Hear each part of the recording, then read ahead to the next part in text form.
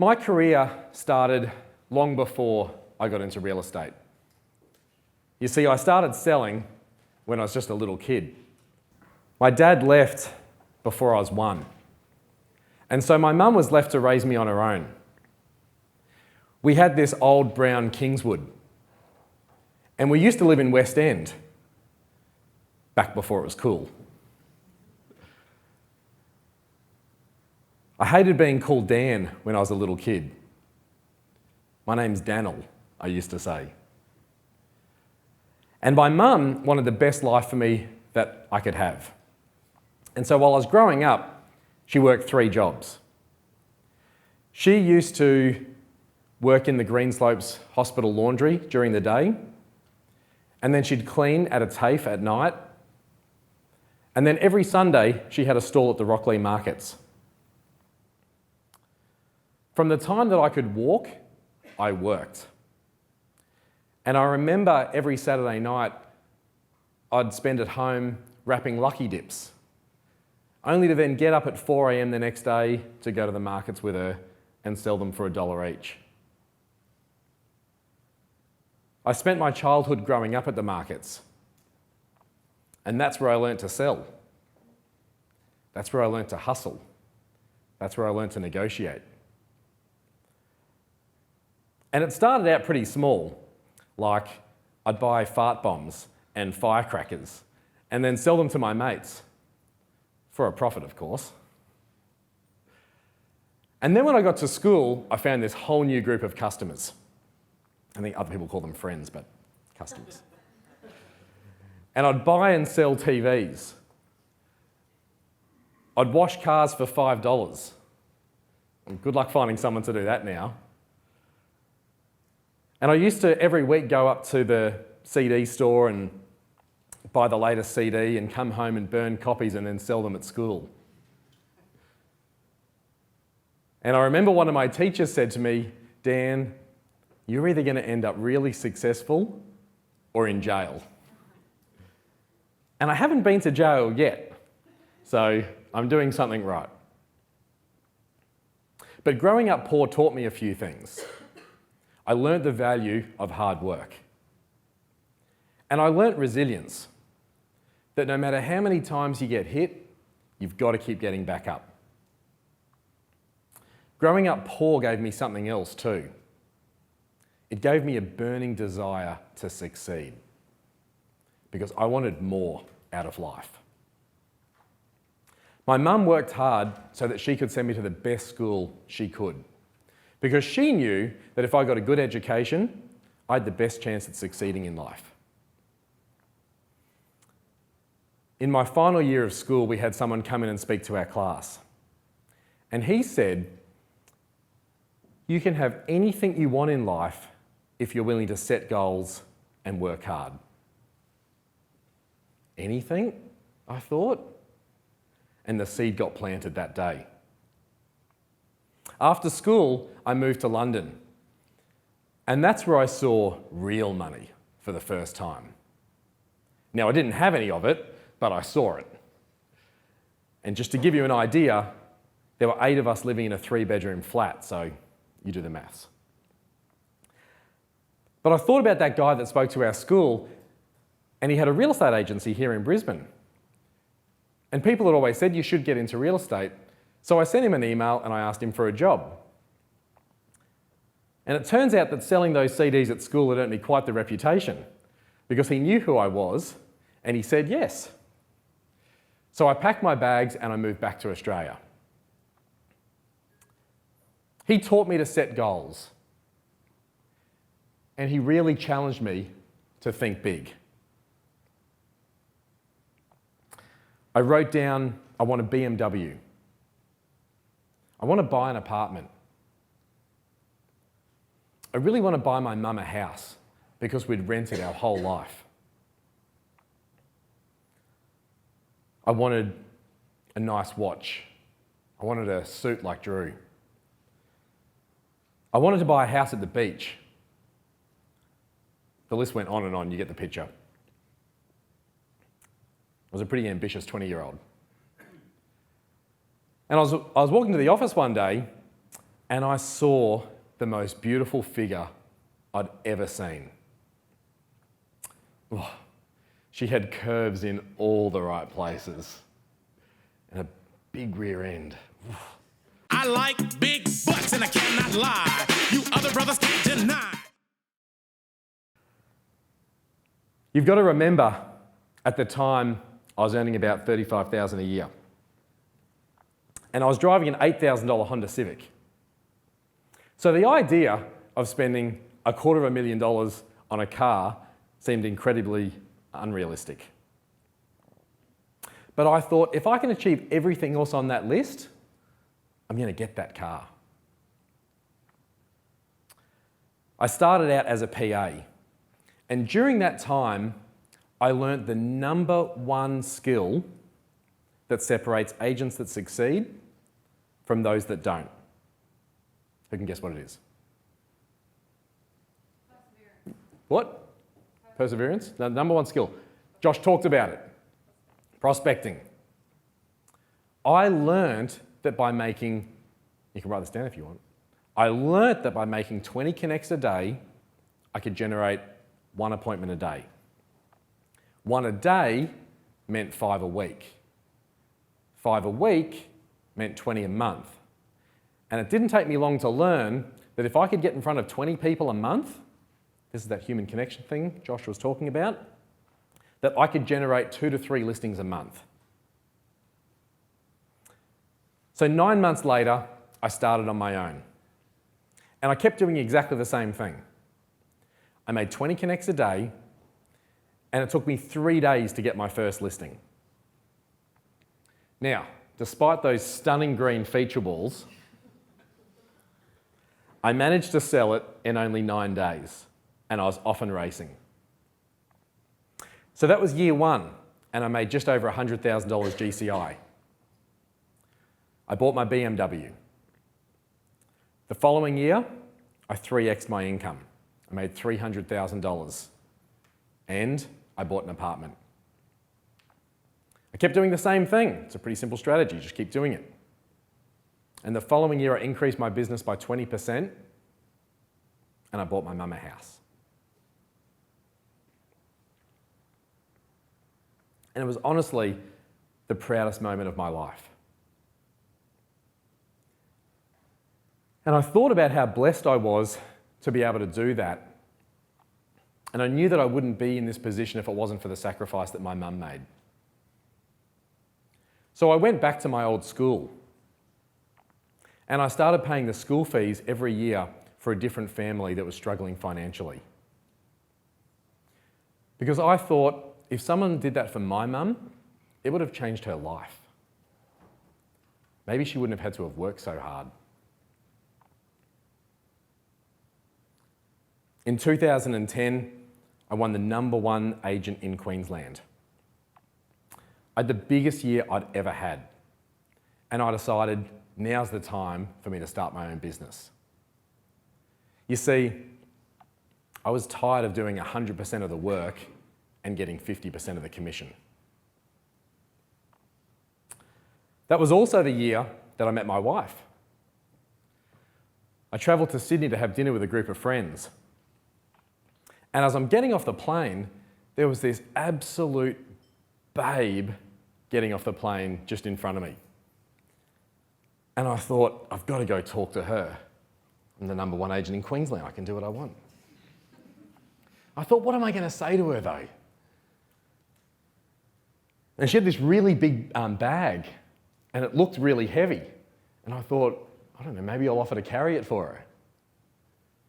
But it was around this time that Chappelle Corby had just been convicted of smuggling drugs.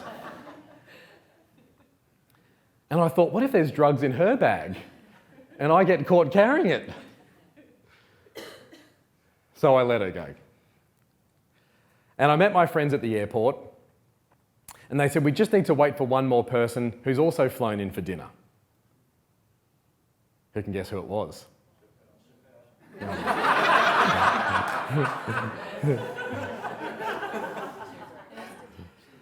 Chappelle Mark II. And I married that girl 6 years later. and I'm glad to report that there were no drugs in her bag. I started my business. I knew that I was a good agent, but I was scared.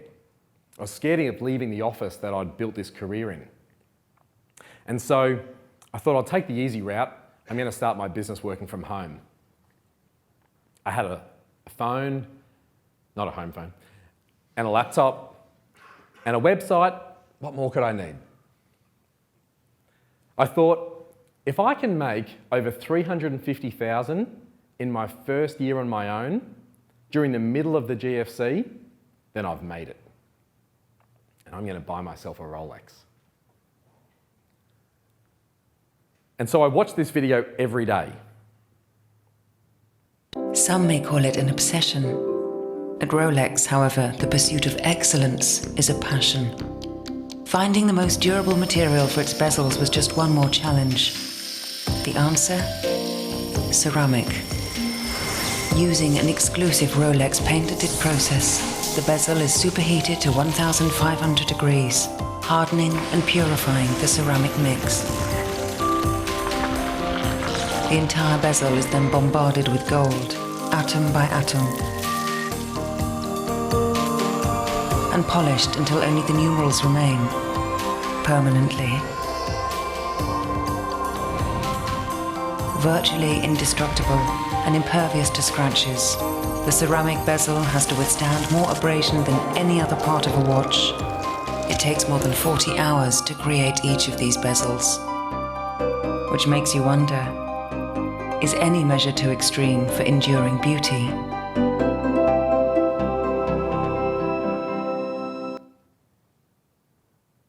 Impervious to scratches. I didn't even know what impervious meant, but I wanted it. In November that year, I hit my target. I remember it was 5:45 p.m. on a Friday night. I walked out of the vendor's house and I rang Rolex. I said, "What time are you open until?" 6 o'clock, they said. So I raced into the city and I got my Rolex.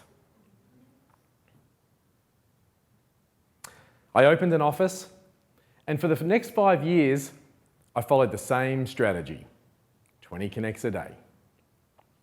And I wrote between 785,000 and 950,000 every year. I bought that house at the beach. I paid off all my properties. I even bought my own plane. But I still wanted more. In fact, the more I got, the more I wanted. It was like an addiction. I wanted to become $1 million agent. And then last year, I cracked it. I wrote $1.2 million. And it was finally time to tick the last box on the list that I'd written 15 years ago. Dreams really do come true, I thought. I was finally getting my Porsche 911. I'd come a long way since that old brown Kingswood. And then a month later, my whole world fell apart.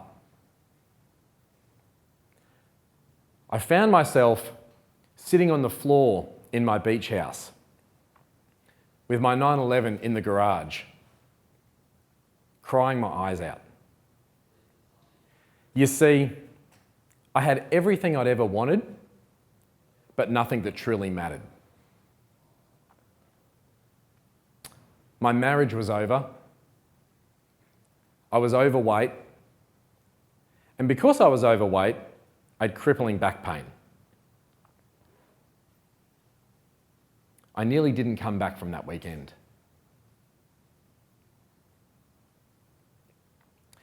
But I thought, too many people have sacrificed too much for me to give up now. And I thought about that advice I got all those years ago. You can have anything you want in life. And I realised I'm the author of my own book, and I can write the next chapter however I want. I turned on the TV and there was a show about Elon Musk. And I'm watching this 45-year-old billionaire with rockets and sports cars and supermodels. And I thought, oh, his life looks pretty cool. But then I thought, my life probably looks pretty cool too. But right now it sucks. I wonder what his life's really like. And I saw that he's been divorced 3 times. And he never sees his kids. And he works so much that he sleeps on this couch in his office. And then he said something which really resonated with me. He said, "The sound of footsteps echoing through my big empty house isn't lost on me." And I thought, the sound of footsteps echoing in my big empty house isn't lost on me either. And that's when I realised success without fulfilment is the greatest failure. And for the first time in my life, I realised money is not the only answer.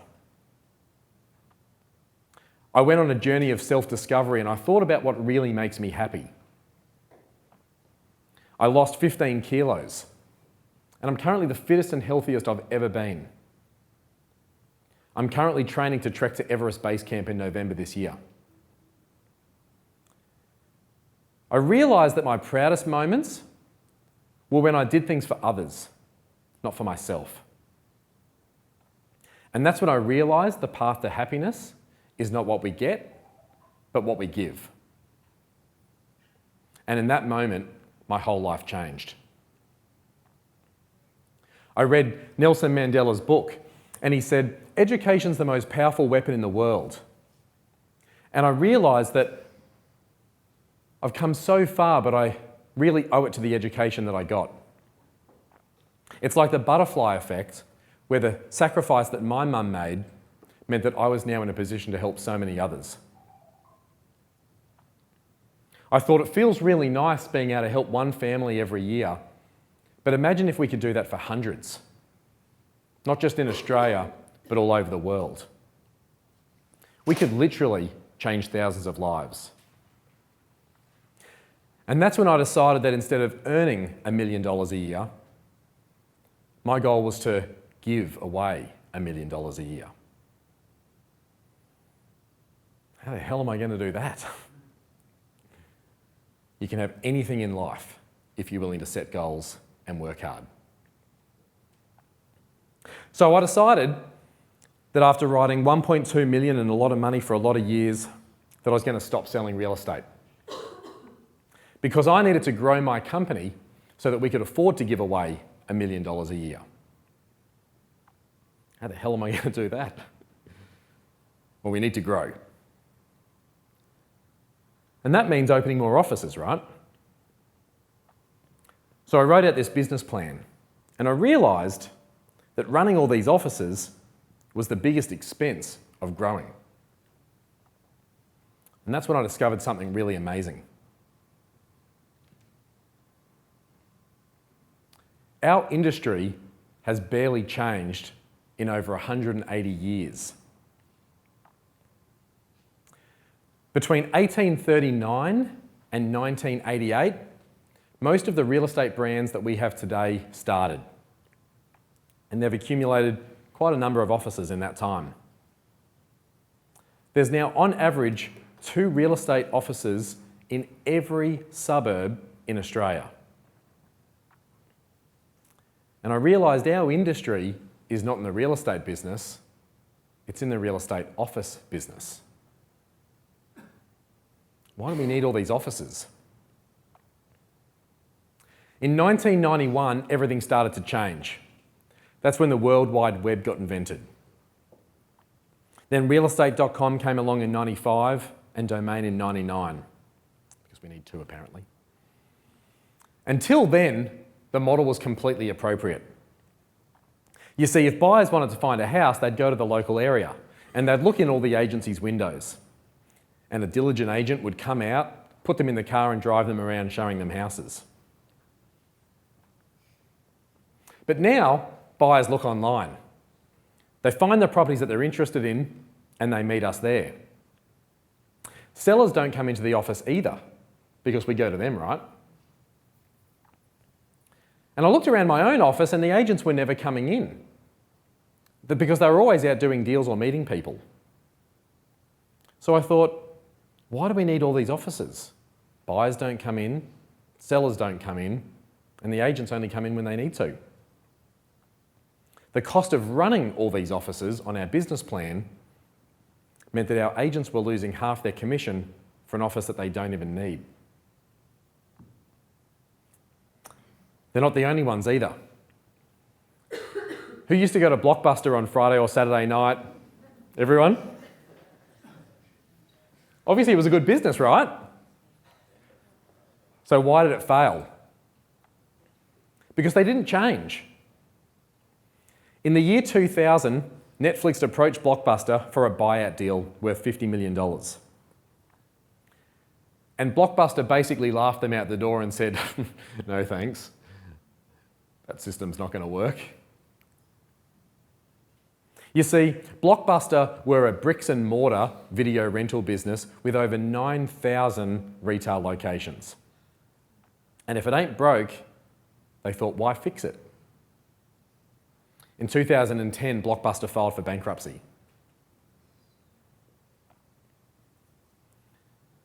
This is Steve, and he worked for Kodak. And in 1975, he invented the digital camera. And he looks pretty happy about it, right? So he went straight to management and he told them. And they said, that's cute, but don't tell anyone. You see, Kodak at the time had over 26,000 physical film processing outlets. And they thought that's what business that they were in, not the moment capturing business. In 2012, Kodak filed for bankruptcy. Change is definitely scary, and we talked about this right at the start. But I think what's more scary is not changing in a world that's constantly changing, because it means that we're going to get left behind. So, what does the future look like for real estate agents? Do we even have a future in this tech world? I believe real estate agents are the future. So, I decided to tip my business on its head. And we're no longer in the real estate business. We're in the real estate agent business. And we empower our agents to work for themselves, just like I did. I thought about everything I've learnt over the last 15 years. And I thought, offices don't sell houses. You do. All you need are the tools to do it. You need a brand, a website, a laptop, and a phone. And you need the flexibility to be able to work wherever you want. Who's been to the Qantas Club? Or the Virgin Lounge? It's good, right? You can relax, grab a coffee. The coffee's actually decent. I'm a tough critic and the coffee's not bad. You can catch up on emails, do some work before you get your flight. And that's exactly what we're building. A centrally located hub that our agents can use whenever they want. They can come in and work, meet their clients, or attend the weekly training that we put on. And I realised that by not having an office in every suburb, which is where all the expenses go, we could pass on the savings to our agents. And because we're not a franchise, there's no bullshit 7 to 10% coming off the top. So we base our commissions on 100%, and our agents get between 70 and 85%. We had an agent join us, and he was writing about $300,000 a year, which is pretty good, right? It's about double the average in Brisbane right now. But after all the fees came out, he was only getting $135,000 a year before tax. And I bet this looks like most of your pay slips.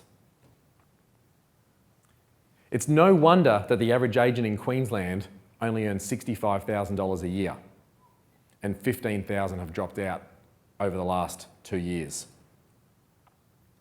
Now, Josh said, great, that's great they've gone, but I owe my life to real estate.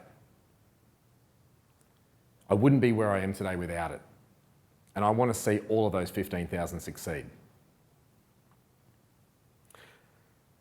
So he was $75,000 a year better off with us, and it gets better than that. Because my goal is to help agents double their income by working less. So you don't make the same mistakes I made in pursuit of your goals.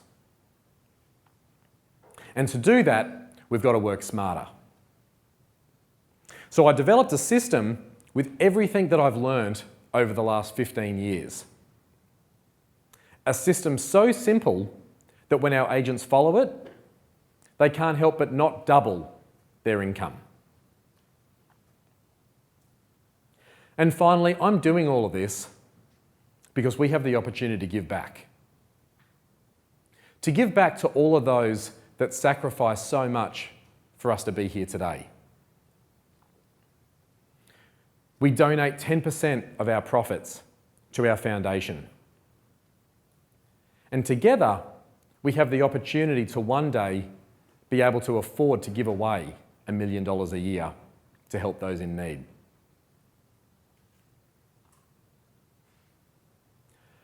I'm sharing my journey with you today because I believe my story is your story. Growing up poor gave me a hunger. But it gave me more than that. It made me the person that I am today. The person that doesn't want to see anyone else suffer like I did. That's what drives me now. A burning hunger to see others succeed. I'm here today to tell you, you really can have anything you want in life. But at what cost? Are you working 7 days a week at the expense of doing the things that you love? Are you sacrificing your health in the pursuit of growing your wealth? And are you giving up half your hard-earned income to an outdated model that no longer is necessary? And most importantly, when your time is up, what are you going to be remembered for? I believe that together we can create a better future and make all our mums proud. Our world wasn't made by remaining the same. We are not a dog. You don't get the bone by obeying stay. We are that generation that conquered adaptation. We moved into the fast lane from dial-up to Wi-Fi to the way we pay. So why would the way we make money stay the same? Here is a solution. We don't need to start again, not calling for a revolution. We just have to know if we don't grow and get out of our comfort zone, then we may dissolve. So it's our time to evolve. Like, why put yourself in a box when you don't need to be? Your office is right there. It's behind that shiny black screen. Yes, it's all changing. And if you don't believe me, walk down your high street. We don't know the name of the bakery. We check out our own groceries and who goes to the library for info. Just like who finds their new home through the estate agent's window. Don't get stuck in the trap.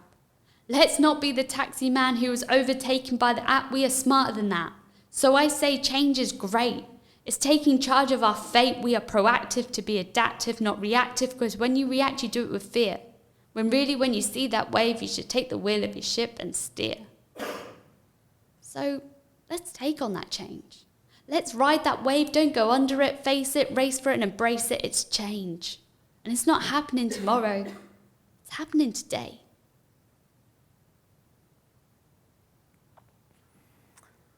Thanks for listening.